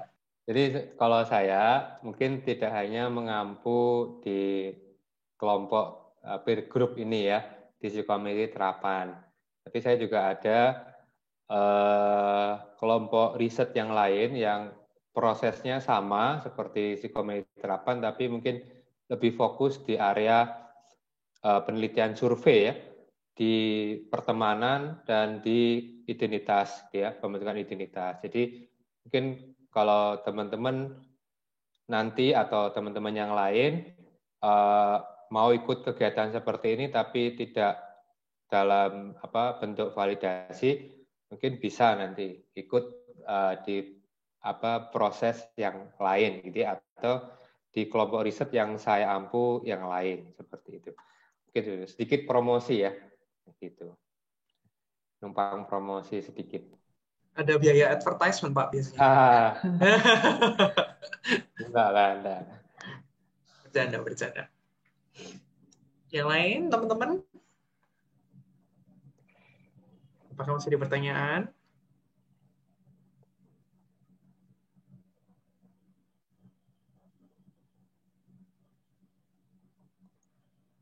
Oke, sudah. Oke, mungkin pertanyaan-pertanyaan yang lain bisa langsung ditanyakan ke asdos masing-masing ya. Ini kan kakak-kakaknya ngasdosin kan ya, benar ya? Iya, nanti kalau misalnya ada pertanyaan lebih lanjut lagi, bisa ditanyain ke dosen atau ke asdos di kelas masing-masing gitu ya. Mau diterima kan pertanyaannya kan ya? Dijawab kan? Dijawab. Iya. Oke. Jangan lupa teman-teman, terakhir pendaftarannya 5 April ya. 5 April. Jadi teman-teman punya waktu 4 hari untuk kasih tahu kabar baik ini gitu ya ke teman-teman yang lainnya juga, biar banyak yang daftar, biar stres gitu ya dosennya nyeleksinya stres gitu ya, banyak banget ini. Beritahu ke teman-teman yang lain, jangan lupa daftar tepat waktu gitu ya. Oke, ada lagi tambahan mungkin kayak guys, yakinkan saya dan Pak Dar kenapa kalian layak untuk kami dampingi secara eksklusif gitu ya. Karena pasti saya dan Pak Dar harus berkorban waktu yang lebih gitu ya demi menjadikan skripsi kalian sebagai sebuah artikel jauh lebih cepat gitu ya. Bahkan mimpi saya dan Pak Dar itu sebelum sidang artikelnya sudah submit begitu ya Pak Dar ya. Bahkan ketika sidang itu ya just formalitas gitu ya. Nah, please yakinkan kami kenapa kalian layak. Jangan sampai kalian yang nge-ghosting kami gitu ya. nah. Oke, good luck. Oke. Good luck teman-teman semuanya, semoga sukses, semoga bisa diterima. Kalaupun nggak keterima, tetap semangat ya. Thank you yang sudah hadir, teman-teman.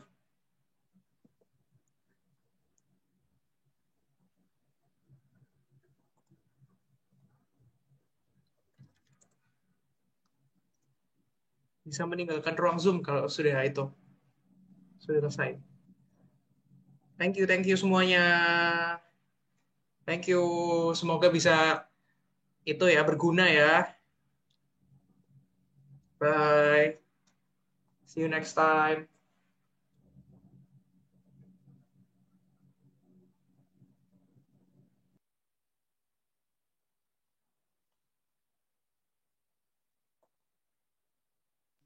Duh, leherku tengengan, Mbak.